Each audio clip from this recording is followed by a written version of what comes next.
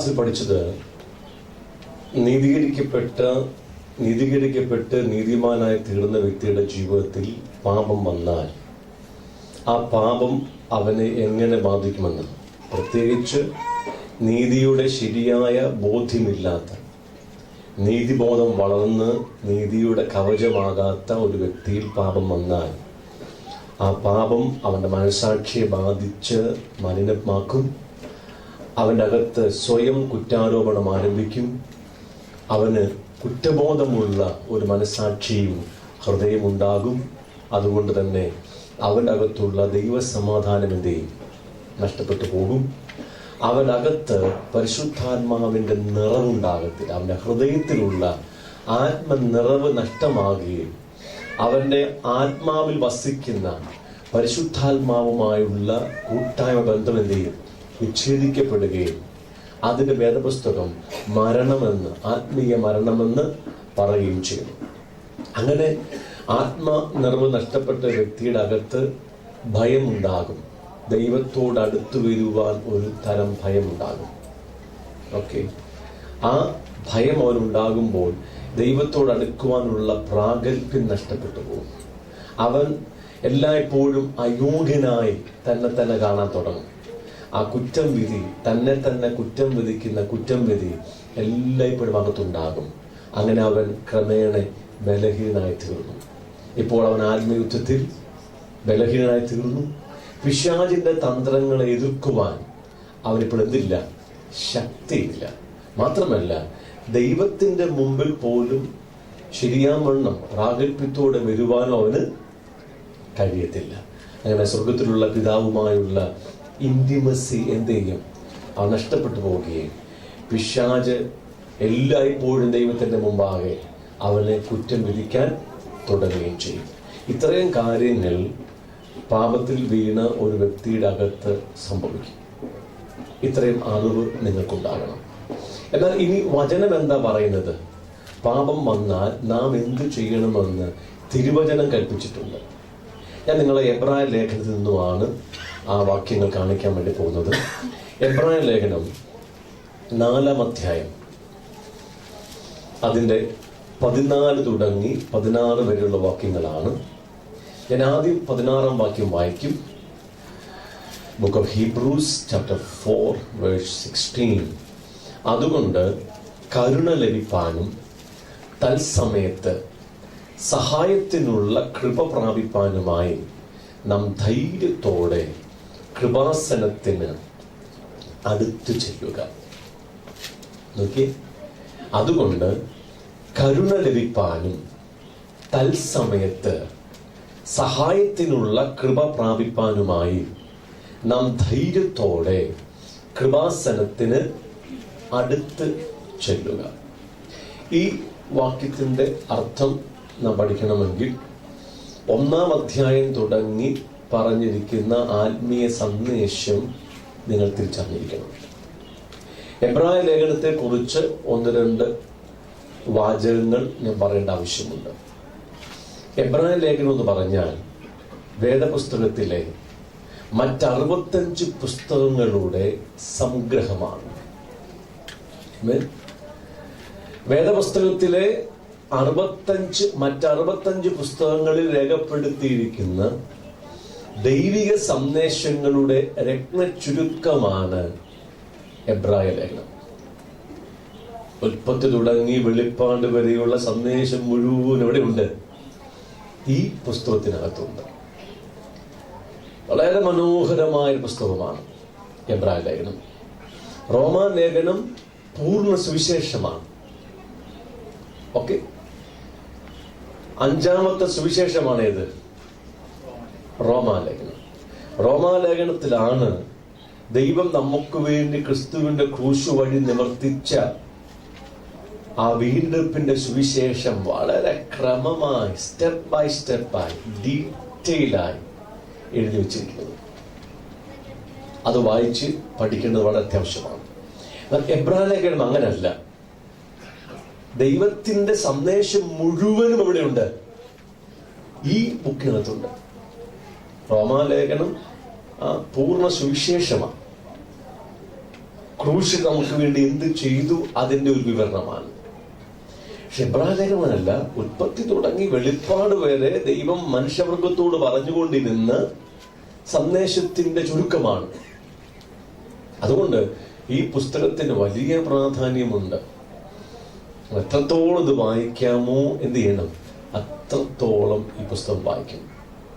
വചനത്തിന്റെ പ്രാധാന്യം പഠിപ്പിച്ചപ്പോൾ പറഞ്ഞു, നിങ്ങൾ ആദ്യം മത്തായി തുടങ്ങി വെളിപ്പാട് വരെ 5 തവണ വായിക്കണം, അതിനുശേഷം ഉൽപ്പത്തി തുടങ്ങി വായിച്ചു വരണം. അങ്ങനെ 1-2 പ്രാവശ്യം വായിച്ച ശേഷം പിന്നെ നിങ്ങൾ ഒരു പ്രത്യേക ബുക്ക് എടുത്ത് അതിനകത്ത് ശ്രദ്ധിച്ച് അത് തന്നെ അങ്ങ് വായിക്കണം. എബ്രായ ലേഖനം ഒരു 100 പ്രാവശ്യം വായിക്കണം. ഓക്കെ, ഇപ്പൊ ഓഡിയോ ബൈബിള് കിട്ടും. യാത്ര ചെയ്യുമ്പോഴേക്ക് എന്ത് ചെയ്യണം, ഇതിങ്ങനെ അങ്ങ് കേൾക്കണം. നിരന്തരമായി ആ ഒരൊറ്റ പുസ്തകം തന്നെ കേൾക്കണം. അങ്ങനെ കേൾക്കുകയും വായിക്കുകയും ചെയ്യുന്ന അനുസരിച്ച് പരിശുദ്ധാത്മാവ് നിങ്ങളുടെ അകത്ത് ആ പുസ്തകം അങ്ങ് പ്രകാശിപ്പിക്കാൻ തുടങ്ങും. ഞാൻ നിങ്ങളെ പ്രോത്സാഹിപ്പിക്കുകയാണ്, ഇവിടുത്തെ പോയ ശേഷം മാറിയിരുന്ന് ഒരു 100 പ്രാവശ്യം എന്ത് വായിക്കണം, എബ്രായലേഖനം വായിക്കണം. നിങ്ങൾ അത്ഭുതപ്പെടും. ദൈവ സന്ദേശം മൊത്തം അവിടെയുണ്ട്. ഈ പുസ്തകം പ്രധാനമായ 2 പദങ്ങൾ നമ്മെ പഠിപ്പിക്കുന്നു. ഒന്ന് പ്രത്യാശ, മറ്റൊന്ന് വിശ്വാസം. Hope and faith. എന്താ പ്രത്യാശ എന്ന് പറഞ്ഞാൽ? പ്രത്യാശ എന്ന് പറഞ്ഞാൽ പ്രതീക്ഷയാണ്, നോക്കിപ്പാർക്കലാണ്, കാത്തിരിപ്പാണ്. എന്തിൽ? പ്രത്യാശ എവിടെയാണ്? ദൈവം പറഞ്ഞ വാഗ്ദത്തങ്ങളിലാണ് നമ്മുടെ പ്രത്യാശ. കറക്റ്റ്. ദൈവം നമ്മോട് ചില വാഗ്ദത്തങ്ങൾ പറഞ്ഞു. ആ വാഗ്ദത്തങ്ങളിലാണ് നമുക്ക് എന്തുള്ളത്? പ്രത്യാശ. ആ പ്രത്യാശയുടെ ഉറപ്പാണ്, നിശ്ചയമാണ് വിശ്വാസം. എന്താ പ്രത്യാശ? ദൈവം പറഞ്ഞ വാഗ്ദത്തങ്ങളിലാണ് നമുക്ക് എന്തുള്ളത്? പ്രത്യാശ. വിശ്വാസം എന്തുവാ? ഈ പ്രത്യാശിക്കുന്ന കാര്യങ്ങളുടെ, ഈ ആശിക്കുന്ന കാര്യങ്ങളുടെ എന്താണ്? ഉറപ്പ്. കണ്ടിട്ടില്ല, ദൈവം പറഞ്ഞിട്ടേ ഉള്ളൂ, വാഗ്ദത്തമായിട്ട് പറഞ്ഞിട്ടേ ഉള്ളൂ. കണ്ടില്ലെങ്കിലും നമുക്ക് എന്തുണ്ടായി? ഹൃദയത്തിൽ ഒരു നിശ്ചയമുണ്ടായി, ഉറപ്പുണ്ടായി. കാണാത്ത കാര്യങ്ങളുടെ നിശ്ചയമാണ്.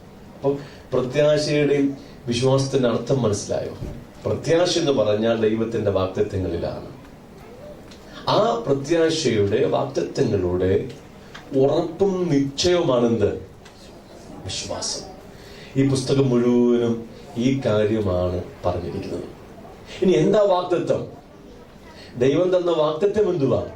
1-ാം അധ്യായത്തിന്റെ 1-ാം വാക്യത്തിൽ അത് വ്യക്തമാക്കുന്നു. ദൈവം പണ്ട് ഭാഗമായും വിവിധമായും പ്രവാചകന്മാരിലൂടെ പിതാക്കന്മാരോട് അരുളി ചെയ്തു. ദൈവം പ്രവാചകന്മാരിലൂടെ പിതാക്കന്മാരോട് അരുളി ചെയ്തതാണ് സന്ദേശം, വാഗ്ദത്തം. അത് ഉൽപ്പത്തി തുടങ്ങി മലാക്കി വരെ എഴുതി വെച്ചു. ഓക്കെ, അപ്പൊ ഉൽപ്പത്തി തുടങ്ങി മലാക്കി വരെ നിങ്ങൾ വായിച്ചാൽ ദൈവം പിതാക്കന്മാരോട് പറഞ്ഞ സന്ദേശമുണ്ട്, വാഗ്ദത്തമുണ്ട്. എന്നിട്ട് അന്ത്യകാലത്ത് പുത്രനെ അയച്ചിട്ട് പുത്രനിലൂടെ നമ്മോട് എന്ത് ചെയ്തു? അരുളി ചെയ്തു. അപ്പൊ പുത്രനിലൂടെ ഈ വാഗ്ദത്തം, ഈ സന്ദേശം വ്യക്തമായിട്ട് അങ്ങ് പറഞ്ഞു. അത് മത്തായി തുടങ്ങി യോഹന്നാന്റെ സുവിശേഷം വരെ എഴുതി വെച്ചിട്ടുണ്ട്. അപ്പൊ ഈ 4 സുവിശേഷങ്ങളിൽ പിതാവാം ദൈവം പുത്രനിലൂടെ നമ്മോട് പറഞ്ഞ സന്ദേശം, വാഗ്ദത്തം നിങ്ങൾ തിരിച്ചറിഞ്ഞാൽ ഉൽപ്പത്തി തുടങ്ങി മലാക്കി വരെ പിതാവാം ദൈവം പ്രവാചകന്മാരിലൂടെ പിതാക്കന്മാരോട് പറഞ്ഞ സന്ദേശവും വ്യക്തമാണ്. കറക്റ്റ്? യെസ്. അങ്ങനെയാണെങ്കിൽ പുത്രൻ മുഖാന്തരം അന്ത്യകാലത്ത് നമ്മോട് പറഞ്ഞ സന്ദേശം എന്താ? വാഗ്ദത്തം എന്താ? 2 കാര്യമാ. 1 ദൈവരാജ്യം, 2 നിത്യരക്ഷ അഥവാ നിത്യജീവൻ അഥവാ നിത്യ തേജസ്. മരിച്ചവരുടെ ഇടയിൽ നിന്നും നമുക്കൊരു പുനരുത്ഥാനമുണ്ടെന്ന്. മത്തായി, മർക്കോസ്, ലൂക്കോസ്, ഈ 3 സുവിശേഷന്മാർ ദൈവരാജ്യത്തെ കുറിച്ചുള്ള യേശുവിന്റെ പഠിപ്പിക്കലിന് ഊന്നൽ കൊടുത്തെഴുതിയിരിക്കുമ്പോൾ യോഹന്നാൻ അപ്പോസ്തലൻ നിത്യജീവനെ കുറിച്ചുള്ള യേശുക്രിസ്തുവിന്റെ പഠിപ്പിക്കലാണ് എഴുതി വച്ചിരിക്കുന്നത്. മനസ്സിലാകും? അപ്പോൾ ദൈവത്തിന്റെ സന്ദേശം എന്തുവാ? ദൈവരാജ്യം. ചെറിയ ആട്ടുംകൂട്ടമേ ഭയപ്പെടേണ്ട, പിതാവ് തന്റെ രാജ്യം നൽകുവാൻ പ്രസാദിച്ചിരിക്കുന്നു. ദൈവത്തിന് നമ്മോടുള്ള സന്ദേശവും അവന്റെ വലിയ വാക്തത്വം എന്തുവാ? Kingdom of God. പിന്നെന്തുവാ? അവന്റെ തേജസ്. എന്താ തേജസ്? ദൈവം തന്നെയാണ്. ദൈവത്തെ നമ്മിലേക്ക് പങ്കുവെക്കുവാൻ അവൻ ആഗ്രഹിക്കുക.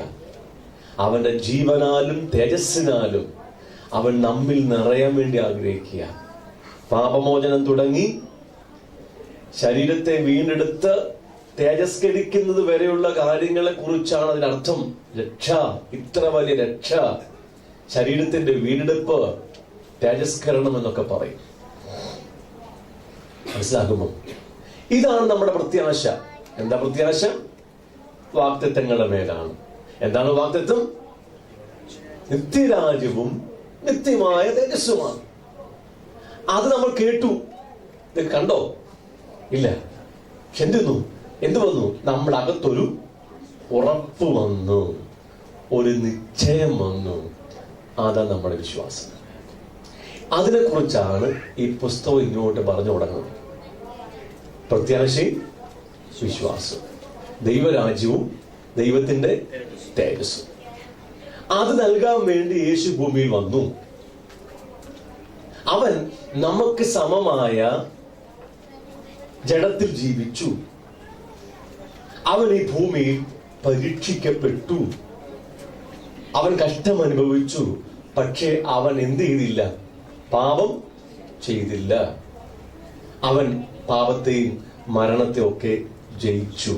ഇപ്പോൾ പരീക്ഷിക്കപ്പെടുന്ന നമ്മെ സഹായിക്കാൻ അവൻ സർവദാ സന്നദ്ധനായി നമ്മുടെ കൂടെയുണ്ട്. ഓക്കെ? അവൻ അങ്ങനെ നിത്യരക്ഷയ്ക്കും നിത്യ രാജ്യത്തിനുമായുള്ള എല്ലാ കാര്യങ്ങളും ചെയ്തിട്ട് നമ്മെ വിളിച്ചു. സ്വർഗീയ വിളി കൊണ്ട് നമ്മെ എന്ത് ചെയ്തു? വിളിച്ചു, നമ്മെ തിരഞ്ഞെടുത്തു. ഇപ്പോൾ നാം എവിടെയാണ്? ഒരു ഓട്ടക്കളത്തിലാണ്. ലക്ഷ്യമെന്തുവാ? ദൈവരാജ്യം പ്രാപിക്കണം, നിത്യമായ ജീവൻ, അതോ നിത്യമായ തേജസ് പ്രാപിക്കണം. ആ ഓട്ടക്കളത്തിലാണ്. എന്നാൽ ഈ വിശ്വാസത്തിന്റെ ഓട്ടക്കളത്തിൽ നാം മുന്നോട്ട് ഓടുമ്പോൾ വലിയ തോതിലുള്ള പരീക്ഷകളും പരിശോധനകളും നമ്മുടെ ജീവിതത്തിൽ ഉണ്ടാകും. ഓക്കെ? ഈ വിശ്വാസ മാർഗം വിട്ട് പിന്മാറി പോകുവാനുള്ള വലിയ പ്രേരണകൾ വരും, പ്രലോഭനങ്ങൾ വരും. ഈ ദൈവത്തെ വിട്ട്, ഈ മാർഗം, വിശ്വാസ മാർഗത്തെ വിട്ട് പിന്മാറി പോകുവാനുള്ള പ്രേരണകൾ, പരീക്ഷകൾ, പ്രലോഭനങ്ങൾ ഈ ഭൂമിയിൽ നിന്നുണ്ടാകും. ലോകത്തിൽ നിന്ന് വരും, ജഡത്തിൻ്റെതായിട്ട് വരും, പാപത്തിങ്കിൽ നിന്ന് വരും, പിശാചിൽ നിന്ന് വരും. അങ്ങനെ പരീക്ഷിക്കപ്പെടുമ്പോൾ നാം പാപത്തിൽ വീണ് വിശ്വാസം വിട്ട് പുറകോട്ട് പോകേണ്ട ആവശ്യമില്ല. ആ പരീക്ഷിക്കപ്പെടുന്ന സമയത്ത് നമ്മെ സഹായിപ്പാൻ ആരുണ്ട്?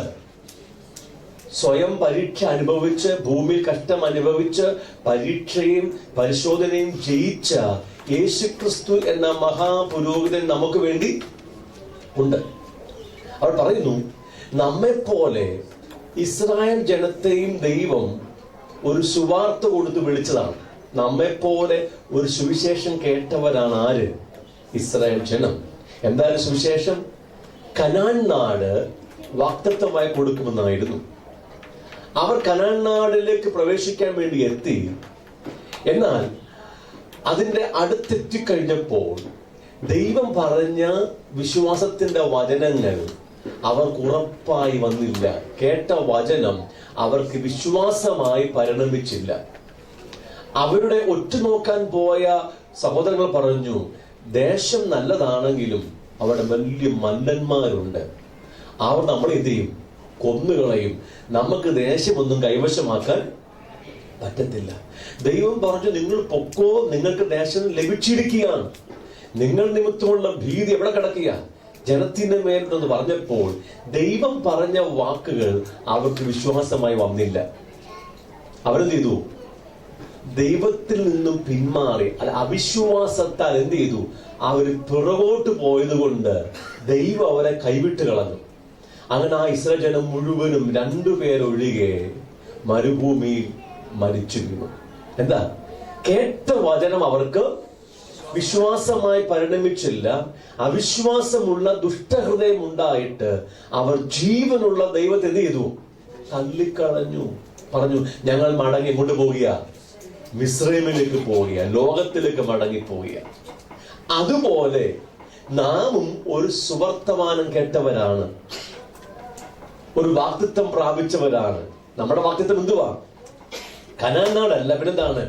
നിത്യരാജ്യവും നിത്യരക്ഷയുമാണ്. നിങ്ങൾ വചനം കേട്ടു. ഈ കേട്ട് നിങ്ങൾ കർത്താവിന്റെ പുറകിൽ വന്നു. ഇനി കേട്ട വചനം ശരിക്കും വിശ്വാസമായി പരിണമിക്കുന്നില്ലെങ്കിൽ നിങ്ങൾ എന്ത് ചെയ്യും? ഇസ്രായേൽ മക്കളെ പോലെ അവിശ്വാസികളായി തീർന്ന് എന്താണ്? ജീവനുള്ള ദൈവത്തെ തിരിച്ചു കളഞ്ഞ് ഈ ലോകത്തിലേക്ക് ഇറങ്ങിപ്പോകുവാൻ സാധ്യതയുണ്ട്. കരുതാ, ഇവിടെ ഒത്തിരി പരീക്ഷകളുണ്ട്. നിങ്ങൾ ആരെങ്കിലും ഈ നിത്യരാജ്യം കണ്ടോ? കണ്ടില്ല. അവിടെ പോയോ? പോയില്ല. നിത്യ തേജസ് കണ്ടോ? കണ്ടില്ല. പക്ഷേ ദൈവം പറഞ്ഞപ്പോ നമുക്ക് ഭയങ്കര പ്രത്യാശയും വന്നു, അകത്ത് വിശ്വാസം വന്നു. പക്ഷെ ഇപ്പോഴവിടെ ജീവിക്കുക, ഈ ഭൂമിയിൽ ജീവിക്കുക. ഈ ഭൂമിയിൽ നിന്നും നമ്മുടെ വിശ്വാസ ജീവിതത്തിനെതിരെ വലിയൊരു പോരാട്ടമുണ്ട്, പരീക്ഷയുണ്ട്. ലോക മനുഷ്യൻ നമ്മെ പരിഹസിക്കും, നമ്മെ നിന്ദിക്കും. ഓക്കെ, ലോകത്തിന്റെ മോഹം നമ്മൾ എന്ത് ചെയ്യും? ആകർഷിക്കും. ആ ലോകത്തിനു വേണ്ടി, നീ കണ്ടിട്ടില്ലാത്ത കേട്ടിട്ടില്ലാത്ത ഒരു ലോകത്തിനു വേണ്ടി ഈ ലോകത്തിലെ സുഖങ്ങൾ തള്ളിക്കളയേണ്ട ആവശ്യമുണ്ടോ? ലോകം നിങ്ങളോട് ചോദിക്കും. പാപത്തിന്റെ മാധുര്യം നല്ലതല്ലേ? പാപത്തിന് എന്തുണ്ട്? ഒരു സുഖമുണ്ട്. അപ്പൊ പാപം നിന്നെ ആകർഷിക്കും. നീ എന്തിനാ ഈ സുഖം കളയുന്നത്? നിനക്ക് ഈ പാപത്തിന്റെ സുഖമൊന്ന് ആസ്വദിച്ചുകൂടായോ? പാപം നിങ്ങൾ എന്ത് ചെയ്യും? സ്വാധീനിക്കും. ഇവിടുത്തെ ഈ ലോകത്തിന്റെ സിസ്റ്റംസ്, ഇവിടുത്തെ എന്താണ്? അധികാരം, ഇവിടുത്തെ പണം, ഇവിടുത്തെ സ്ഥാനം, ഇവിടുത്തെ മഹിമകൾ, ഇവിടുത്തെ ബഹുമാനങ്ങളൊക്കെ നിങ്ങൾ എന്ത് ചെയ്യും? വല്ലാതെ ആകർഷിക്കും. നിങ്ങളുടെ ജഡം തന്നെ നിങ്ങൾക്കെതിരാ.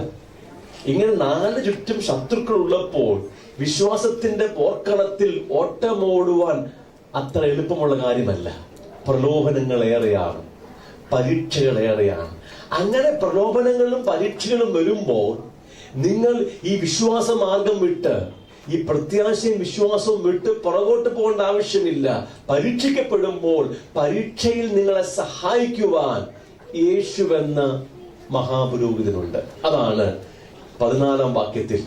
ആകയാൽ 4:14 ഇത്രയും പറഞ്ഞിട്ടാണ് 4:14 പറഞ്ഞിരിക്കുന്നത്. ആകയാൽ ദൈവപുത്രനായ യേശു ആകാശത്തിൽ കൂടി കടന്നുപോയൊരു ശ്രേഷ്ഠ മഹാപുരോഹിതനായി നമുക്കുള്ളത് കൊണ്ട് നാം നമ്മുടെ സ്വീകാരം മുറുകെ പിടിച്ചുകൊള്ളുക. എന്താണ്? യേശുക്രിസ്തു ഈ ഭൂമിയിൽ ജീവിച്ച്, ഈ കഷ്ടമൊക്കെ അനുഭവിച്ച്, പരീക്ഷയൊക്കെ ജയിച്ച്, അവൻ ഇപ്പോൾ ആകാശത്തിൽ കൂടി കടന്നുപോയി. എങ്ങോട്ട് പോയി? സ്വർഗത്തിൽ, കൃപാസനത്തിൽ കടന്നുപോയി ദൈവത്തിന്റെ വലത്തുഭാഗത്തുണ്ട്. അവൻ ഈ ഭൂമിയിൽ ജീവിച്ചവനാണ്. അതുകൊണ്ട് ഈ ഭൂമിയിലുള്ള പരീക്ഷകളും കഷ്ടതകളും പ്രലോഭനങ്ങളും, ലോകത്തിന്റെ പ്രലോഭനങ്ങളും, ജഡത്തിന്റെ പ്രശ്നങ്ങളും, പാപത്തിന്റെ എല്ലാ പ്രലോഭനങ്ങളും, സാത്താന്റെ തന്ത്രങ്ങളും എല്ലാം അവൻ കണ്ട് നേരിട്ട് അനുഭവിച്ച് ജയിച്ചവനാണ്. ഇന്നെല്ലാം അവൻ ജയിച്ചവനാണ്. അതുകൊണ്ട് അവന് നാം പരീക്ഷിക്കപ്പെടുമ്പോൾ നമ്മുടെ ബലഹീനതകളിൽ എന്തുണ്ട്? സഹതാപമുണ്ട്. സഹതാപം ഉണ്ട്. അതുകൊണ്ട് നിങ്ങൾ എന്ത് ചെയ്യണം? നിങ്ങളുടെ സ്വീകാരം മുറുകെ പിടിച്ചു കൊള്ളണം. സ്വീകാരം എന്നതിന്റെ അർത്ഥം എനിക്കറിയത്തില്ല. ഇംഗ്ലീഷിൽ പറഞ്ഞിരിക്കുന്നത് hold fast the confession of your faith. നിങ്ങളുടെ വിശ്വാസത്തിന്റെ ഏറ്റുപറച്ചിൽ മുറുകെ പിടിച്ചു കൊള്ളണം. അഥവാ നിങ്ങൾ ഏറ്റുപറയുന്ന വിശ്വാസം എന്ത് ചെയ്യണം? മുറുകെ പിടിക്കണം. എപ്പോഴാ? ഇവിടെ പരീക്ഷകളും പരിശോധനകളും വന്ന് ഈ വിശ്വാസത്തെ വിട്ട് ലോകത്തിലോട്ട് ഇറങ്ങിപ്പോകുവാനുള്ള പരീക്ഷകളും പ്രലോഭനങ്ങളും വരുമ്പോൾ നിങ്ങൾ എന്ത് ചെയ്യണം? നിങ്ങളുടെ വിശ്വാസത്തിന്റെ ഏറ്റുപറച്ചിൽ എന്ത് ചെയ്യണം? മുറുകെ പിടിച്ചോണം. സ്വീകാരമല്ല, ഏറ്റുപറച്ചിൽ എന്ത് ചെയ്യണം? മുറുകെ പിടിച്ചോണം. നമുക്ക് ആരുണ്ട്? യേശു എന്ന മഹാപുരോഹിതൻ ഇപ്പോൾ എവിടെയുണ്ട്? കൃപാസനത്തിലുള്ളത് കൊണ്ട്. എന്ന് പറയാണ് വാക്യം 15, നമുക്കുള്ള മഹാപുരോഹിതൻ നമ്മുടെ ബലഹീനതകളിൽ സഹതാപം കാണിപ്പാൻ കഴിയാത്തവനല്ല. എന്താ അർത്ഥം? സഹതാപം കാണിക്കുമെന്നാണ്. ഈ ഭൂമിയിൽ നമ്മൾ പരീക്ഷിക്കപ്പെടുമ്പോൾ, പ്രലോഭിക്കപ്പെടുമ്പോൾ, നമ്മുടെ കഷ്ടങ്ങളിൽ, നമ്മുടെ പരീക്ഷകളിൽ അവൻ എന്തുണ്ട്? സഹതാപം ഉണ്ട്. എങ്ങനെ ഉണ്ടായത്? അവനും നമ്മെ പോലെ ഈ ഭൂമിയിൽ ജീവിച്ചു. നമുക്ക് സമമായ ഒരു ശരീരത്തിൽ ജീവിച്ചിട്ട് ഈ ശരീരത്തിൽ ജീവിക്കുമ്പോൾ ഒരു വ്യക്തിക്കുണ്ടാകുന്ന എല്ലാ പരീക്ഷകളും പ്രലോഭനങ്ങളും അവൻ കണ്ടതാണ്, അനുഭവിച്ചതാണ്. ലോകം നമ്മുടെ പുറകിലില്ലേ? യെസ്. പാപം നമ്മുടെ ചുറ്റുമില്ലേ? യെസ്. പിശാചില്ലേ? ജഡത്തിന്റെ കഷ്ടതയില്ലേ? അപ്പൊ ഇതെല്ലാം നമ്മെ എന്ത് ചെയ്യാണ്? ഈ കൃപയിൽ നിന്നും പുറകോട്ട് കൊണ്ടുപോകാൻ വേണ്ടിയുള്ള ശ്രമത്തിലല്ലേ? ഞാൻ നിത്യരാജ്യവും നിത്യ തേജസ്സും ഒന്നും കണ്ടില്ല സഹോദര. കാണാത്ത കാര്യങ്ങൾക്ക് വേണ്ടി പോകുമ്പോ ഈ ലോകത്തിന്റെ നന്മകളെല്ലാം എന്റെ പുറകില. എന്തിനാ നീ സമയം കളഞ്ഞത്? ഇങ്ങോട്ട് പോവാ. ഇവിടെ സമാധാനമുണ്ട്, ഇവിടെ അനുഗ്രഹമുണ്ട്, ഇവിടെ നന്മയുണ്ട്, ഇവിടെ പാപത്തിന്റെ സുഖമുണ്ട്, ഇവിടെ ലോകത്തിന്റെ മഹിമയും ധനവും സ്ഥാനമാനവും ഒക്കെ ഉണ്ട്. അത് വിട്ടിട്ട് എന്തിനാ നീ ഇതുവരെ കണ്ടിട്ടില്ലാത്ത ഈ രാജ്യത്തിനു വേണ്ടി പോകുന്നത്, രക്ഷയ്ക്ക് വേണ്ടി പോകുന്നത്? ഈ പ്രലോഭനങ്ങൾ വരുമ്പോൾ നിങ്ങൾ പേടിക്കേണ്ട ആവശ്യമില്ല, വീഴേണ്ട ആവശ്യമില്ല. ഇതെല്ലാം അനുഭവിച്ച് അതിനെ ജയിച്ച യേശു ക്രിസ്തു സ്വർഗത്തിൽ പിതാവിന്റെ വലത്തുഭാഗത്തുണ്ട്. അതുകൊണ്ട് നിങ്ങളെ വിശ്വാസത്തെ എന്ത് ചെയ്യണം? ഏറ്റുപറഞ്ഞോണം. ഹല്ലേലൂയ. ഓക്കെ, പറയുന്നു, പാപം ഒഴികെ സർവത്തിലും നമുക്ക് തുല്യമായി പരീക്ഷിക്കപ്പെട്ടവൻ അത്രയും നമുക്കുള്ളത്. അതിങ്ങനെ വായിക്കേണ്ടത്, സകലത്തിലും നമുക്ക് തുല്യമായി അവൻ പരീക്ഷിക്കപ്പെട്ടു, പക്ഷെ അവൻ എന്ത് ചെയ്തില്ല? പാപം ചെയ്തില്ല. അപ്പൊ നാം അനുഭവിക്കുന്ന അതേ പരീക്ഷ ആരനുഭവിച്ചു? യേശു അനുഭവിച്ചു. അവൻ പാപം ചെയ്തില്ല. അതുകൊണ്ട് നാം ഈ പരീക്ഷിക്കപ്പെടുമ്പോൾ, ഞെരുങ്ങുമ്പോൾ, കഷ്ടമനുഭവിക്കുമ്പോൾ, പാപത്തിലൊക്കെ വീഴുമ്പോൾ അവന് നമ്മോട് എന്തുണ്ട്? സഹതാപമുണ്ട്. ഇനി വാക്യം 16, അതുകൊണ്ട്. മനസ്സിലായോ? ഈ അതുകൊണ്ട് എന്നതിന്റെ അർത്ഥം മനസ്സിലായോ? യെസ്. അതുകൊണ്ട് കരുണ ലഭിപ്പാനും തത്സമയത്ത് സഹായത്തിനുള്ള കൃപ പ്രാപിപ്പാനുമായി നാം ധൈര്യത്തോടെ കൃപാസനത്തിന് അടുത്ത് ചെല്ലുക. ആ വാക്യം നമുക്ക് കുറച്ചും കൂടെ ശ്രദ്ധിച്ചു പഠിക്കേണ്ട ആവശ്യമുണ്ട്. കരുണ ലഭിപ്പാനും പിന്നെന്താണ്? തത്സമയത്ത് സഹായത്തിനുള്ള കൃപ പ്രാപിപ്പാനുമായി. രണ്ട് പദം കാണുക ആദ്യമേ, കരുണയും കൃപയും. Mercy and grace. എന്താ കൃപ എന്ന വാക്കിന്റെ അർത്ഥം? കൃപ പരീക്ഷയുടെ മേൽ ജയിക്കാനുള്ള ദൈവത്തിന്റെ സഹായമാണ്. കൃപ എന്ന് പറഞ്ഞാൽ ദൈവത്തിന്റെ സഹായമാണ്, അവന്റെ ശക്തിയാണ്. എന്തിനാ? പരീക്ഷയെ ജയിക്കാൻ, അല്ലെങ്കിൽ പാപത്തെ ജയിക്കാൻ. മനസ്സിലാകുമോ? എന്തിനേയും ജയിക്കാൻ, അതിജീവിക്കാനുള്ള ദൈവത്തിന്റെ സഹായമാണ് എന്ത്? കൃപ. എന്നാൽ കരുണ മറ്റൊരർത്ഥമാണ്. കരുണ എന്ന് പറഞ്ഞാൽ ചെയ്തു പോയ പാപങ്ങളുടെ മോചനത്തിന് വേണ്ടിയാണ്. കറക്റ്റ്? എന്തിനു വേണ്ടിയാ?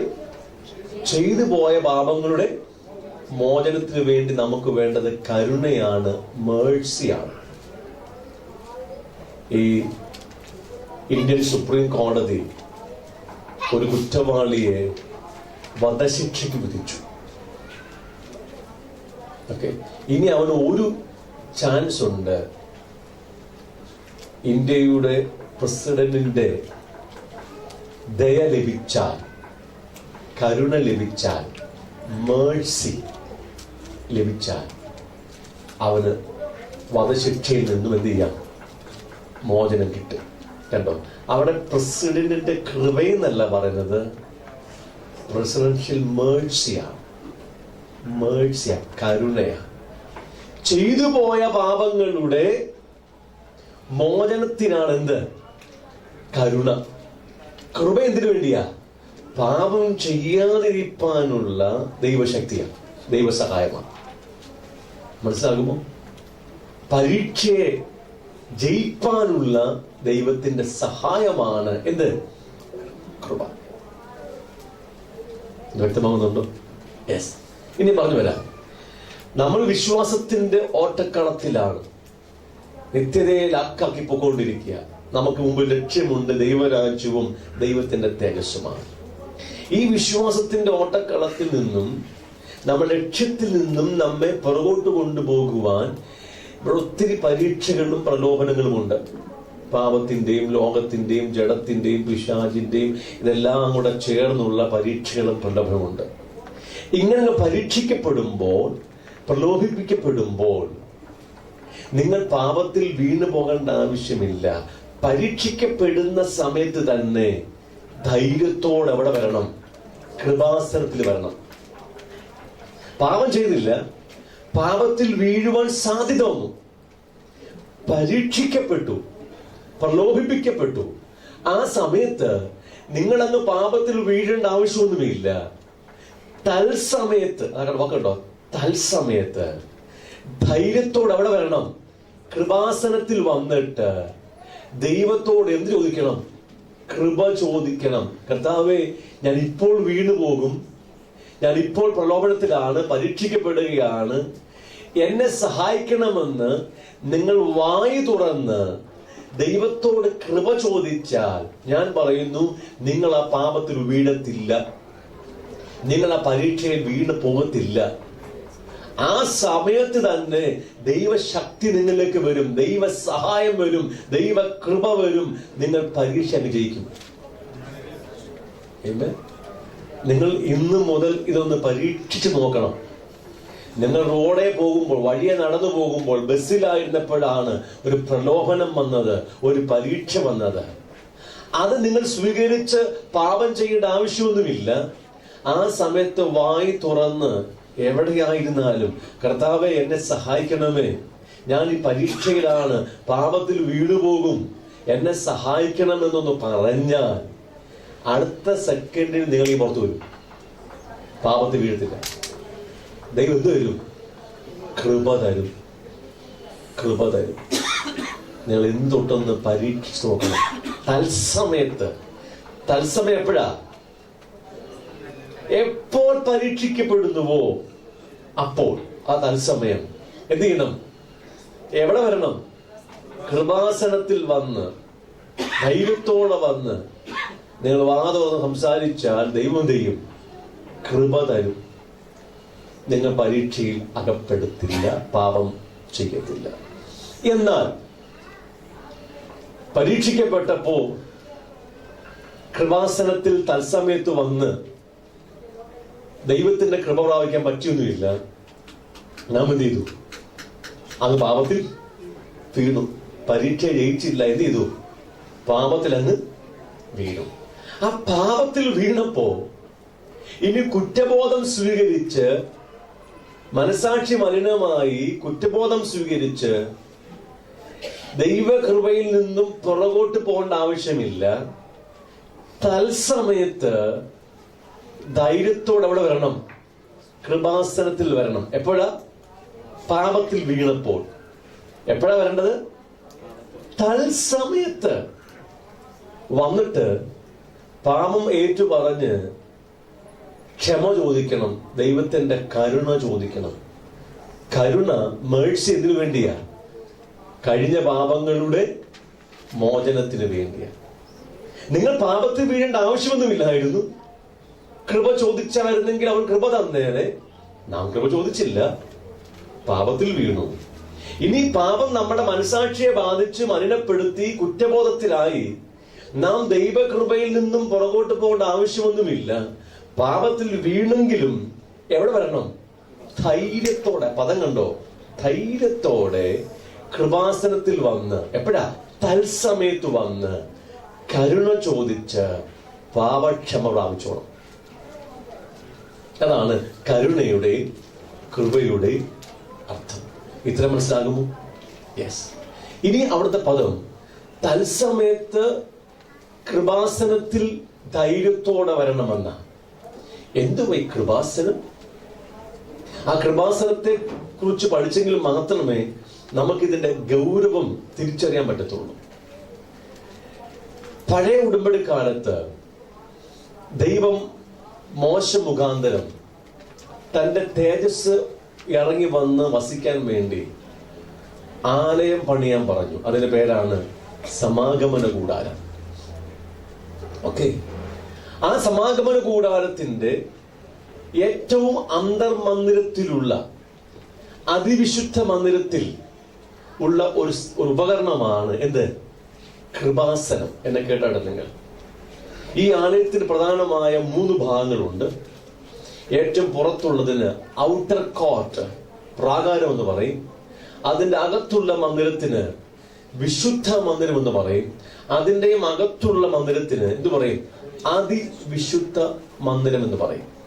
ഈ അതിവിശുദ്ധ മന്ദിരത്തിന് പ്രത്യേകിച്ച് വാതിലുകളും ഒന്നുമില്ല.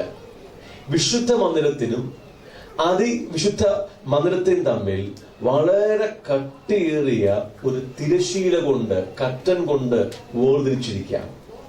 ഈ തിരശീലയ്ക്കകത്ത്, അതിവിശുദ്ധ മന്ദിരത്തിനകത്ത് ഒരു നിയമപ്പെട്ടകമുണ്ട്, ആർക്ക് ഓഫ് കവനന്റ് അല്ലെ?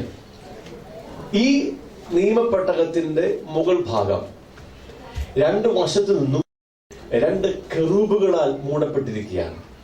ഓക്കെ, കെറൂബുകൾ. ആ കെറൂബുകളുടെ നടുവിൽ ഈ നിയമപ്പെട്ടകത്തിന്റെ മുകളിലുള്ള ആ സ്ഥലത്തിനാണ് കൃപാസനം, കരുണാസനം, mercy seat, throne of grace എന്നൊക്കെ പറഞ്ഞു. കറക്റ്റ്, കൃപാസനം. ഈ കൃപാസനത്തിലാണ് ദൈവത്തിന്റെ തേജസ് ഇറങ്ങി വസിക്കുന്നത്. അവരെ ഇസ്രായേൽ മക്കളുടെ പ്രയാണകാലത്തൊക്കെയും ഈ ദൈവ തേജസ് എവിടെ ഉണ്ടായിരുന്നു?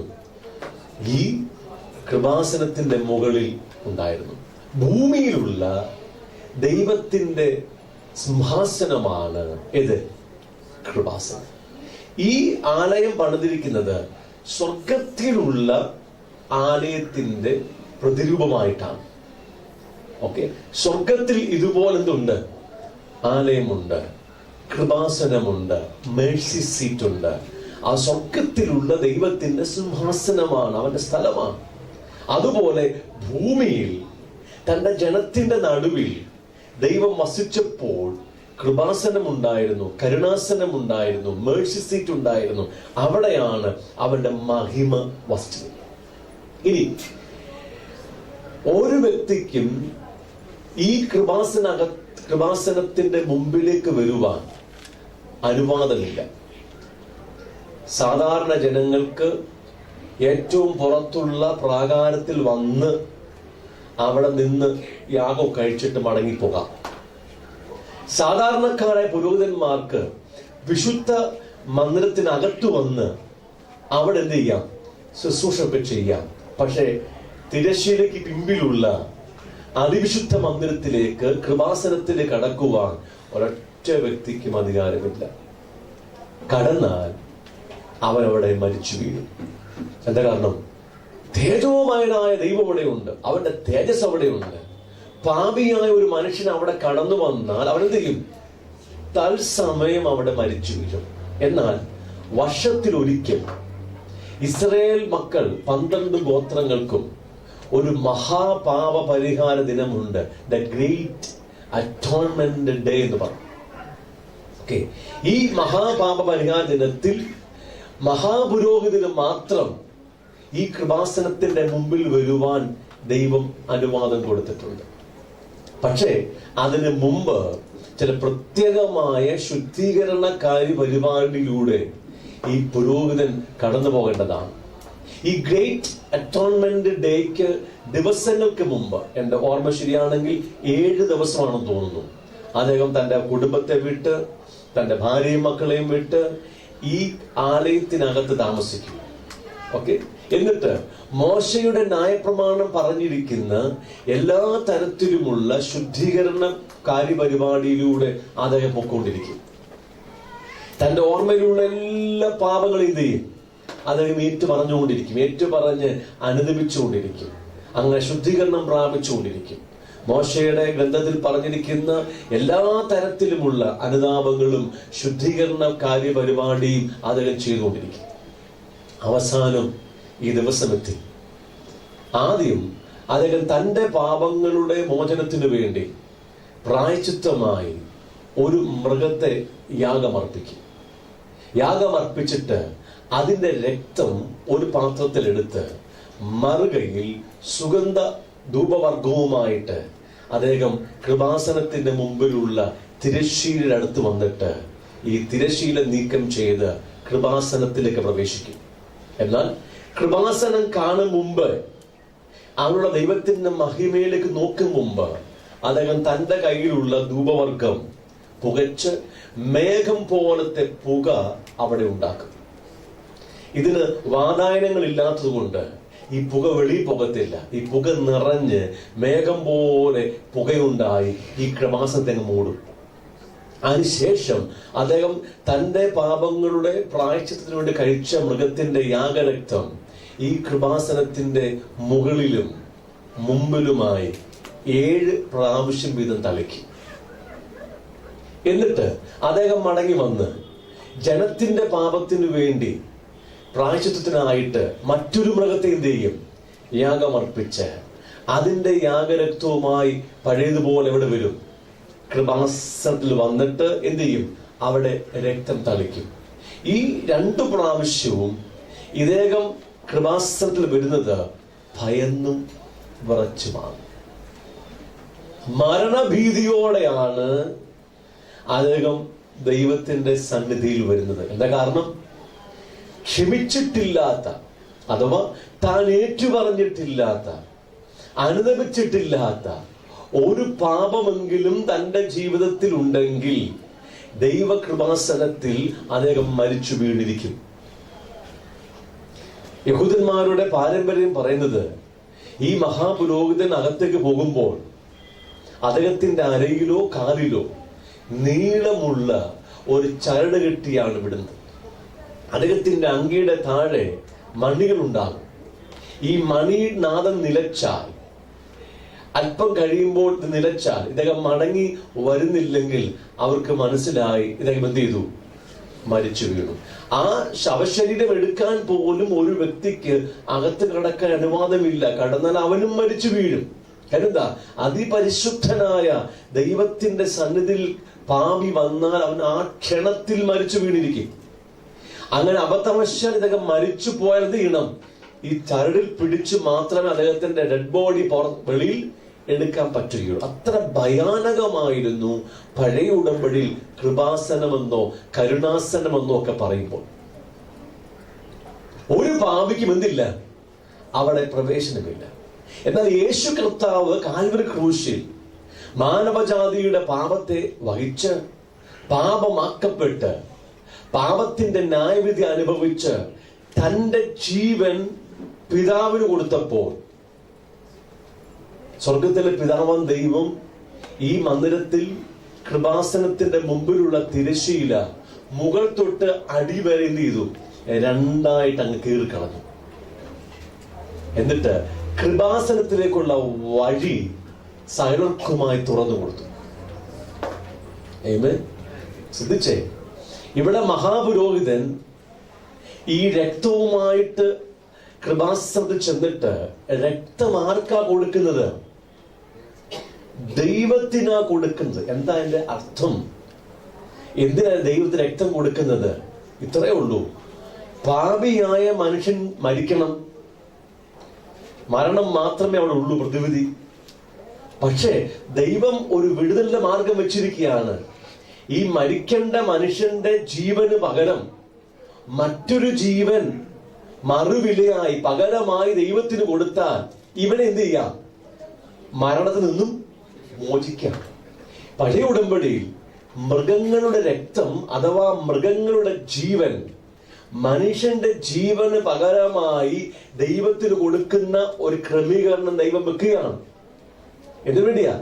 അതിലൂടെ നമ്മെ പഠിപ്പിക്കുകയാണ്, നമുക്ക് വെളിപ്പെടുത്തി തരികയാണ്. മൃഗങ്ങളുടെ രക്തം കൊണ്ട് വിമോചനം ഉണ്ടാകത്തില്ല, എന്നാൽ എന്റെ പുത്രന്റെ രക്തം, എന്റെ പുത്രന്റെ ജീവൻ നിങ്ങളുടെ ജീവന് പകരമായി നൽകുമ്പോൾ മാത്രമേ നിങ്ങൾക്ക് എന്തുണ്ടാകത്തുള്ളൂ? പാപമോചനം ഉണ്ടാകത്തുള്ളൂ, നിത്യ മരണത്തിൽ നിന്നും മോചനം ഉണ്ടാകത്തുള്ളൂ. ഇവിടെ യേശു മരിച്ചു, അവന്റെ രക്തം അഥവാ അവന്റെ ജീവൻ ആർക്ക് കൊടുത്തു?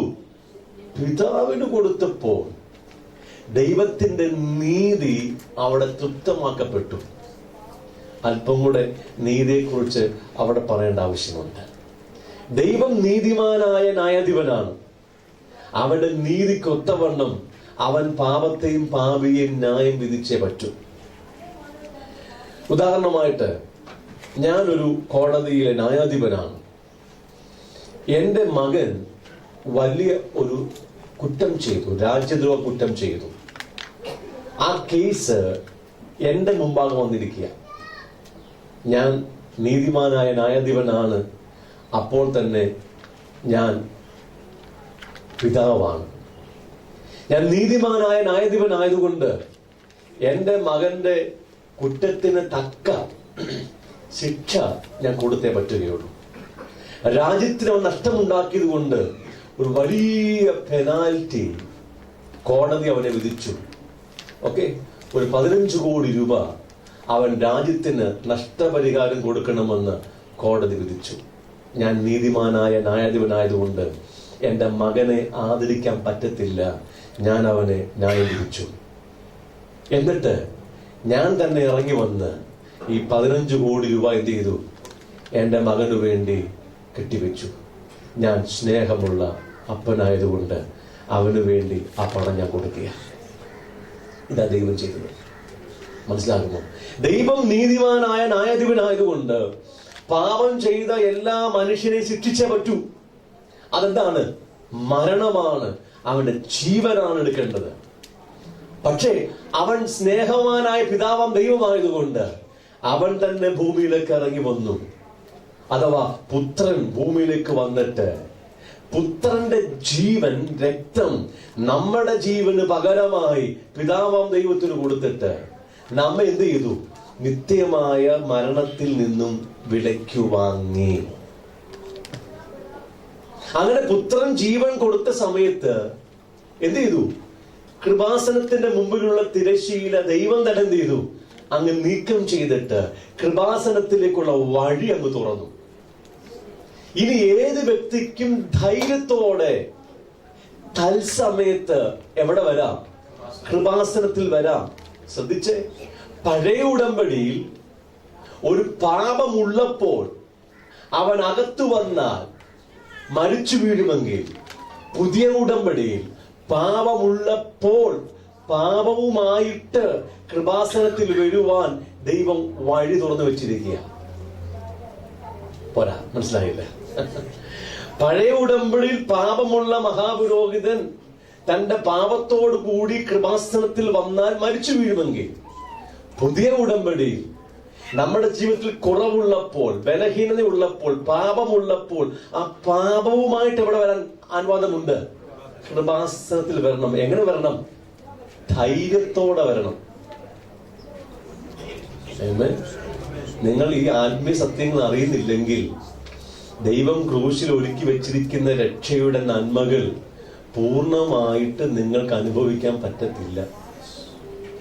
യേശു രക്തം കൊടുത്തതേ, ജീവൻ കൊടുത്തതേ, മോചിച്ചതേ നമ്മുടെ ഇന്നലെ വരെയുള്ള പാപങ്ങൾ മാത്രമാണോ, അതോ ഇന്നുള്ള പാപങ്ങളും നാളെ വരാൻ പോകുന്ന പാപങ്ങളും കൂടെയാണോ? 2000 കൊല്ലങ്ങൾക്ക് മുമ്പ് യേശു വില കൊടുത്തതും പാപം മോചിച്ചതും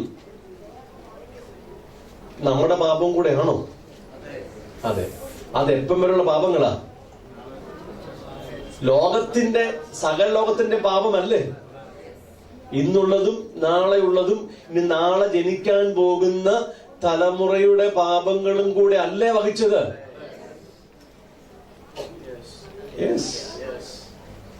നിത്യമായ വീണ്ടെടുപ്പ് സാധിച്ചിരിക്കുക. നിത്യ വീണ്ടെടുപ്പ്, നിത്യരക്ഷ, അതെല്ലാം നിത്യമായി ഇറ്റേണലാണ്. ഹല്ലേലൂയ. അതുകൊണ്ട് നമുക്ക് എന്ത് ചെയ്യാം? ധൈര്യത്തോടെ കൃപാസനത്തിൽ വരാം. എപ്പോഴാ? ഒരു പാപമുള്ളപ്പോൾ, മനസാക്ഷി മലിനമായി. ദൈവകൃപയിൽ നിന്നും പുറകോട്ട് പോകേണ്ട ആവശ്യമില്ല, ധൈര്യത്തോടെ വരാം. ഇവിടെ ചോദ്യം, അങ്ങനെ നിങ്ങൾ പഠിപ്പിച്ചാൽ ഇത് പാപം ചെയ്യുവാനുള്ള ലൈസൻസ് അല്ലയോ? ആ ചോദ്യം വരുന്നത് വീണ്ടും ജനിക്കാത്ത ഒരു വ്യക്തിയിൽ നിന്നാണ്. ഇത് വീണ്ടും ജനിച്ച വ്യക്തിക്ക് വേണ്ടി പഠിപ്പിക്കൽ, ക്രിസ്ത്യാനിക്ക് വേണ്ടിയല്ല. ക്രിസ്ത്യാനി ബഹുഭൂരിപക്ഷം വീണ്ടും ജനിക്കാത്തവനാണ്. അവൻ നോക്കുന്നത് ഏതൊക്കെ പാപം ചെയ്തിട്ട് സ്വർഗത്തിൽ പോകാൻ പറ്റുമെന്ന. പാസ്റ്ററെ, കള്ളുകുടിക്കാൻ പറ്റുമോ? കള്ളുകുടിച്ചിട്ടും കൂടെ സ്വർഗത്തിൽ പോകാൻ പറ്റുമെങ്കിൽ ആ സുഖവും കൂടെ ആസ്വദിച്ചിട്ട് പോകാൻ വേണ്ടി പുള്ളി ലക്ഷ്യം. സിനിമ കാണാൻ പറ്റുമോ? അത് കുഴപ്പമില്ലെങ്കിൽ അതും കൂടെ കണ്ടിട്ട് എന്ത് ചെയ്യാം? സ്വർഗത്തിൽ പോകാം. അത് ക്രിസ്ത്യാനിയുടെ ചോദ്യമാണ്. വീണ്ടും ജനിച്ചവന്റെ ചോദ്യം മറ്റൊന്നാ, എനിക്കെങ്ങനെ വല്ല വിധേനയും വിശുദ്ധിയിൽ വളരാമെന്ന. ഈ പാപം പ്രയാസപ്പെടുക എന്താ? അകത്ത് വിശുദ്ധിക്ക് വേണ്ടിയുള്ള വലിയൊരു ദാഹമാ. നിങ്ങൾ വീണ്ടും ജനിച്ചോ, നിങ്ങൾക്ക് പാപം ചെയ്യുവാൻ ഇഷ്ടമില്ല. പാപം വരുന്നെങ്കിലും അതിൽ ആസ്വാദ്യമില്ല. പാപത്തിനൊരു സ്വാദുണ്ട്. പക്ഷെ നിങ്ങൾ ഇപ്പോഴും പാപത്തിൽ വീഴുന്നെങ്കിലും നിങ്ങൾക്ക് പാപത്തിന്റെ എൻജോയ്മെന്റ് ഇല്ല, ആനന്ദമൊന്നുമില്ല. വല്ല വിധേന എന്ത് ചെയ്യണം? പാപത്തെ ഒന്ന് ജയിക്കണമെന്ന ആഗ്രഹം മാത്രമേ ഉള്ളൂ. പക്ഷേ അടിക്കടി പാപം വരുമ്പോൾ ഈ ഉപദേശം അറിയാത്തത് കൊണ്ട് എന്ത് ചെയ്യും? മനസാക്ഷി അങ്ങ് മലിനമായി, കുറ്റബോധമുണ്ടായി ദൈവകൃപാസനം വിട്ട് പുറകോട്ട് പോകാൻ തുടങ്ങും. അവർക്ക് ഈ വേദപുസ്തകത്തിലെ പഠിപ്പിക്കലുകൾ, വീണ്ടും ജനിച്ച് ദൈവകൃപയിൽ വന്നവർക്കായി പഠിപ്പിക്കലുകൾ. അവൻ പാപം ചെയ്യുമ്പോൾ അവന് ന്യായീകരണമൊന്നുമില്ല. അവൻ പാപത്തെ ഒരിക്കലും ബലഹീനത പറയത്തില്ല. പാപം എന്താ? അവന് പാപം തന്നെയാ. പാപം ചെയ്യാൻ ഇഷ്ടമൊന്നുമില്ല. പക്ഷെ പാപം അടിക്കടി എന്ത് ചെയ്യാ? ഇനി വെളിപ്പെട്ട് വരിക. എന്താ കാരണം? അകത്ത് മുറുകെ പറ്റുന്ന കുറെ പാപമുണ്ട്, കുറെ അശുദ്ധിയുണ്ട്. ഇത് ക്രമമായിട്ട് ഇനി വെളിപ്പെട്ട് വരും. അവർക്കാണ് ഈ ഉപദേശം. എങ്ങനെയും ഏത് രീതിയിലും പാപത്തെ ജയിച്ച് വിശുദ്ധി തികയ്ക്കാൻ ആഗ്രഹിക്കുന്നവർക്കാണ് ദൈവത്തിന്റെ ഉപദേശം. പാപത്തിൽ വീണ് പോയാൽ നീ എന്തിന്റെ ആവശ്യമില്ല, കൃപാസനം വിട്ട് പുറകോട്ട് പോകേണ്ട ആവശ്യമില്ല. എന്ത് ചെയ്യണം? ധൈര്യത്തോടെ അവിടെ വരണം. കൃപാസനത്തിൽ വന്ന് പാപം ഏറ്റുപറഞ്ഞ് യേശുവിന്റെ രക്തത്തിലുള്ള ശുദ്ധീകരണം പ്രാപിച്ചോണം. ലൂക്കോസിന്റെ സുവിശേഷത്തിൽ അത് 1-ാം അധ്യായത്തിൽ 67-ാം വാക്യം തുടങ്ങിയാണ് അവന്റെ അപ്പനായ സഖര്യാവ് പരിശുദ്ധാത്മാവ് നിറഞ്ഞവനായി പ്രവചിച്ചു പറഞ്ഞത്. ഓക്കെ, ആ പ്രവചനത്തിന്റെ ചില പ്രധാന ഭാഗമാണ് ഞാൻ കാണിക്കാൻ വേണ്ടി പോകുന്നത്. 74-ാം വാക്യം തുടങ്ങി, നാം ആയുഷ്കാലമൊക്കെയും ഭയം കൂടാതെ തിരുമുമ്പിൽ, കണ്ടോ, നാം ആയുഷ്കാലമൊക്കെയും എന്തില്ലാതെ? ഭയം കൂടാതെ തിരുമുമ്പിൽ. എന്താ തിരുമുമ്പ്? കൃപാസനത്തിൽ വിശുദ്ധിയിലും നീതിയിലും തന്നെ ആരാധിപ്പാൻ നമുക്ക് കൃപ നൽകുമെന്ന് അവൻ നമ്മുടെ പിതാവായ അബ്രഹാമിനോട് ചെയ്ത സത്യവും തന്റെ വിശുദ്ധ നിയമവും ഓർത്തത് കൊണ്ടും ആകുന്നു. ഇനി 71, തന്റെ ദാസനായ ദാവീദിന്റെ ഗൃഹത്തിൽ നമുക്ക് രക്ഷയുടെ കൊമ്പിനെ ഉയർത്തിയിരിക്കുന്നത്. മനസ്സിലായോ? തന്റെ ദാസനായ ദാവീദിന്റെ ഗൃഹത്തിൽ രക്ഷയുടെ കൊമ്പിനെ ഉയർത്തി. എന്തുവാ രക്ഷയുടെ കൊമ്പ്? യേശുവ. ആ യേശുവിനെ എന്തിനാ ഉയർത്തിയത്, എന്തിനാണ് യേശുവിനെ തന്നതെന്ന് സക്കറിയാവ് പ്രവചിക്കുകയാണ്. പല കാര്യം പറഞ്ഞിട്ട് പറയുന്നത് ഇങ്ങനെയാണ്: നാം ആയുഷ്കാലമൊക്കെയും ഭയം കൂടാതെ തിരുമുമ്പിൽ വന്ന് വിശുദ്ധിയിലും നീതിയിലും ഭയം കൂടാതെ ദൈവത്തെ ആരാധിപ്പാൻ നമുക്ക് കൃപ നൽകാമെന്ന് അബ്രഹാമിനോട് ഒരു ഉടമ്പടിയും സത്യവും ദൈവം ചെയ്തിരുന്നു. അബ്രഹാം ദൈവത്തിന്റെ കൂടെ നടന്ന പുരുഷനാണ്. ആമേൻ. പക്ഷെ അബ്രഹാം ദൈവത്തിന്റെ സ്നേഹിതൻ എന്നൊക്കെ വിളിക്കപ്പെട്ടെങ്കിലും അദ്ദേഹത്തിന് ധൈര്യത്തോടുകൂടെ ദൈവസന്നിധിയിൽ വന്ന് ആരാധിപ്പാനുള്ള കൃപയില്ലായിരുന്നു. അബ്രഹാം തുടങ്ങി ഇങ്ങോട്ടുള്ള അബ്രഹാമിന്റെ പാരമ്പര്യത്തിൽപ്പെട്ട ഒരൊറ്റ പുരുഷന്മാർക്കും സ്ത്രീക്കും ദൈവത്തിന്റെ മുമ്പിൽ വരുവാൻ എന്തില്ല, ധൈര്യമില്ല. എന്താ കാരണം? ഭാവികളാ, പാപബോധമാ, കുറ്റബോധാവത്തിൽ കിടക്കുക. വിശുദ്ധനും തേജവുമയനുമായ ദൈവത്തിന്റെ മുമ്പാകെ വന്ന് നിൽപ്പാനുള്ള പ്രാപ്തി അവർക്കില്ല. വീട് മരിച്ചു പോകും. അതുകൊണ്ട് ജനം ഇപ്പോൾ എവിടെയാ? പ്രാകാരത്തില്. ദൈവത്തിന്റെ മുമ്പിലേക്ക് ആർക്കും എന്തില്ല, പ്രവേശനം ഇല്ല. അന്ന് ദൈവം പറഞ്ഞു ആരോട്? അബ്രഹാമിനോടൊരു വാഗ്ദത്തം ചെയ്തു, ഞാൻ ദാവീദിന്റെ ഗൃഹത്തിൽ എന്ത് ചെയ്യും? ഒരു രക്ഷയുടെ കൊമ്പങ്ങ് ഉയർത്തും. യേശുവ. അവനിലൂടെ നിങ്ങൾക്ക് എല്ലാവർക്കും എന്ത് ചെയ്യാൻ പറ്റും? ധൈര്യത്തോടെ എന്റെ മുമ്പിൽ വരാൻ ഞാൻ കൃപ നൽകും എന്ന് ഒരു സത്യം അങ്ങ് ചെയ്തു, ഉടമ്പടി അങ്ങ് ഇട്ടു. ഇനി നിങ്ങൾക്ക് ധൈര്യത്തോടെ എന്റെ മുമ്പിൽ വന്ന് വിശുദ്ധിയിലും നീതിയിലും എന്നെ ആരാധിക്കാൻ പറ്റും. അതിനാണ് ആരെ നൽകിയത്? യേശുവിനെ നൽകിയത്. എന്ത് ചെയ്തു? നമ്മുടെ തടസ്സമായി നിൽക്കുന്ന പാപത്തെ ആരുടെ മേൽ ചുമത്തി? ദൈവത്തിന്റെ അടുക്കൽ വരുവാൻ തടസ്സം എന്തുവാ? നമ്മുടെ പാപമാ. ആ പാപം എന്ത് ചെയ്തു? പുത്രന്റെ മേൽ ചുമത്തി. പുത്രൻ തന്റെ ശരീരത്തിൽ നമ്മുടെ പാപത്തെയും ചുമന്നുകൊണ്ട് ക്രൂശിന്മേൽ കയറി. പിതാവാം ദൈവം പുത്രനെ നമുക്ക് വേണ്ടി പാപമാക്കി നമ്മുടെ പാപത്തിന്റെ ന്യായവിധി പുത്രന് കൊടുത്തു. പുത്രൻ തന്റെ ജീവൻ, തന്റെ രക്തം നമ്മുടെ ജീവന് മറുവിലയായി പിതാവിന് കൊടുത്തപ്പോൾ അവൻ ഈ ഉടമ്പടി അങ്ങ് പാലിച്ചു.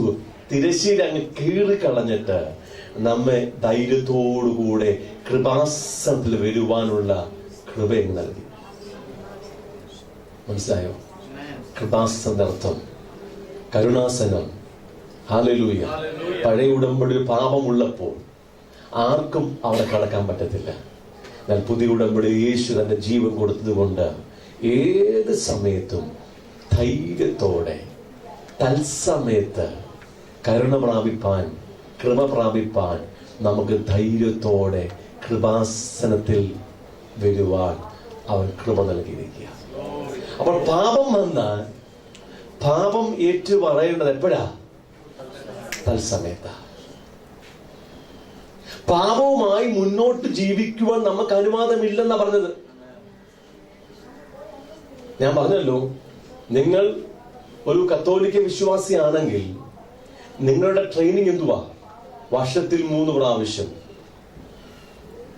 നിങ്ങളുടെ നടത്തിപ്പുകാരൻ്റെ അടുക്കൽ വന്നിട്ട് എന്ത് ചെയ്യണം? പാപങ്ങളേറ്റ് പറഞ്ഞ് കുമ്പസരിക്കണം. നിങ്ങൾ ആശ്വാസമായി. ഗുഡ്. നിങ്ങൾ ഒരു പ്രൊട്ടസ്റ്റന്റുകാരനാണെങ്കിൽ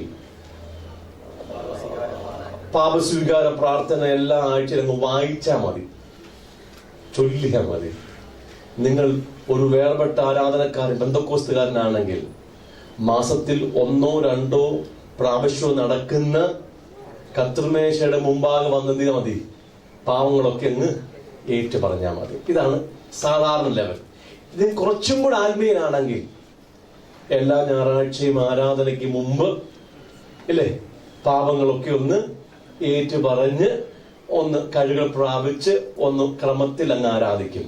ഇനി കുറച്ചും കൂടെ കൂടി ആത്മീയനാണെങ്കിൽ എല്ലാ ദിവസവും രാത്രി കിടക്കും മുമ്പ് കിടക്കയിൽ കയറിയിരുന്ന്, കർത്താവ് ഇന്ന് എന്റെ നോട്ടത്തിലും ചിന്തയിലും വാക്കിലും പ്രവൃത്തിയിലും വന്ന പാപമെല്ലാം അങ്ങ് ക്ഷമിക്കണമേ എന്ന് പറയും. ഇതൊന്നും വചനപ്രകാരമല്ല. വചനം പറഞ്ഞിരിക്കുന്നത് പാപം വന്നാൽ തത്സമയത്ത് എവിടെ വരണം? കൃപാസനം. എന്താ കൃപാസനം? ദൈവസന്നിധിയാണ്, ദൈവ മുമ്പാകെയാണ്. ഇന്ന് കൃപാസനം എവിടെയാ? നിങ്ങൾ എവിടെയാണോ അവിടെയാണ് കൃപാസനം. നിങ്ങൾ റോഡിലാണ് നിൽക്കുന്നതെങ്കിൽ, റോഡിൽ വെച്ച പാപം വന്നതെങ്കിൽ എന്ത് ചെയ്യാം? അപ്പോൾ പാപം ഏറ്റു പറയാം. സ്വർഗത്തിലെ ദൈവം അവന്റെ ആത്മാവിനാൽ എവിടെ എത്തിക്കഴിഞ്ഞു? നമ്മുടെ ഹൃദയത്തിൽ എത്തിക്കഴിഞ്ഞു. നിങ്ങളിനി കൃപാസനം തേടി എങ്ങും പോകേണ്ട ആവശ്യമൊന്നുമില്ല. കരുണാസനം, കൃപാസനത്തിന്റെ ദൈവം നിങ്ങളുടെ അകത്ത് തന്നെ വന്നിട്ടില്ലേ? തത്സമയത്ത് എന്ത് ചെയ്യണം? പാപത്തെ ഏറ്റു പറയണം. എന്നാൽ പാപത്തെ ഏറ്റു പറയുന്നില്ലെങ്കിലോ, നിങ്ങൾ പാപമായി മുന്നോട്ട് പോയാലോ, മനസാക്ഷി മലിനമായി, കുറ്റബോധമുണ്ടായി, നിങ്ങളുടെ അകത്തുള്ള ദൈവകൃപ നഷ്ടപ്പെട്ടു, ദൈവ സമാധാനം നഷ്ടപ്പെട്ടു, ആത്മനിറവ് നഷ്ടപ്പെട്ടു, പിതാവുമായുള്ള ഇന്റിമസി എന്ത് ചെയ്തു? നഷ്ടപ്പെട്ടു. നിങ്ങൾ ആരായി തീർന്നു? ബലഹീനനായി. ഇനി പിശാചിന്റെ തന്ത്രങ്ങളെ എതിർപ്പാൻ എന്തില്ല? ശക്തിയില്ല. ദൈവത്തിന്റെ മുമ്പാകെ വരാൻ എന്തില്ല? പ്രാഗൽഭ്യം ഇല്ല. അതുകൊണ്ട് പാപം പാപമാണ്. ഞാൻ പറഞ്ഞല്ലോ, പഴയ ഉടമ്പടിയിൽ പാപം ചെയ്താലും പുതിയ ഉടമ്പടിയിൽ പാപം ചെയ്താലും പാപമെല്ലാം എന്താണ്? ഒരേപോലാണ്. പാപം പാപമാണ്. ദൈവത്തിന്റെ സ്വഭാവത്തിന് മാറ്റമൊന്നും വന്നിട്ടില്ല. അന്നും പാപത്തെ അവൻ ന്യായം വിധിക്കും, ഇന്നും പാപത്തെ എന്ത് ചെയ്യും? ന്യായം വിധിക്കും. പിന്നെ നമുക്കെന്താ കൃപ ലഭിച്ചത്? നമ്മുടെ പാപത്തിന്റെ ന്യായവിധി പാപത്തെ വഹിച്ച, പാപമാക്കപ്പെട്ട പുത്രന് കൊടുത്തത് കൊണ്ട്, പുത്രന്റെ ജീവൻ കൊടുത്ത് ദൈവം നീതിയെ തൃപ്തിപ്പെടുത്തിയത് കൊണ്ട് നമുക്കെന്തുണ്ട്? മോചനമുണ്ട്. അത് നിങ്ങൾ അപ്പോൾ തന്നെ ഉപയോഗിച്ചോണം. പാപം വന്നാൽ ആ പാപത്തിൽ തുടരുകയല്ല വേണ്ടത്. ധൈര്യത്തോടെ അവിടെ വരണം, കൃപാസനത്തിൽ വരണം. അങ്ങനെ ധൈര്യത്തോടു കൂടെ കൃപാസനത്തിൽ വന്ന് ദൈവത്തിന്റെ മുമ്പാകെ നമ്മുടെ പാപം ഏറ്റു പറഞ്ഞ് സൗഖ്യമാകുവാൻ നമ്മെ സഹായിക്കുന്ന പ്രധാനമായ 3 സംഗതികളുണ്ട്.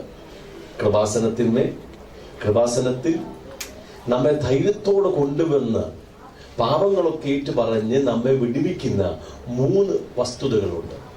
ആ 3 കാര്യങ്ങളെ കുറിച്ചും കൂടെ പറഞ്ഞു കഴിയുമ്പോൾ നിങ്ങൾക്ക് കാര്യം ശരിക്കും ബോധ്യം വരും. എങ്ങനെ ധൈര്യത്തോടുകൂടെ ദൈവത്തിന്റെ മുമ്പാകെ വരാൻ പറ്റും, എങ്ങനെ പാപങ്ങൾ ഏറ്റു പറയാൻ പറ്റും, അതിന് സഹായിക്കുന്ന 3 കാര്യങ്ങൾ നമ്മൾ അടുത്ത ക്ലാസ്സിൽ എടുക്കും. അതുകൂടെ കഴിയുമ്പോൾ ഈ ടീച്ചിങ്ങിന്റെ ഈ ഒരു ഭാഗം പൂർണ്ണമാകും. Okay, thank you.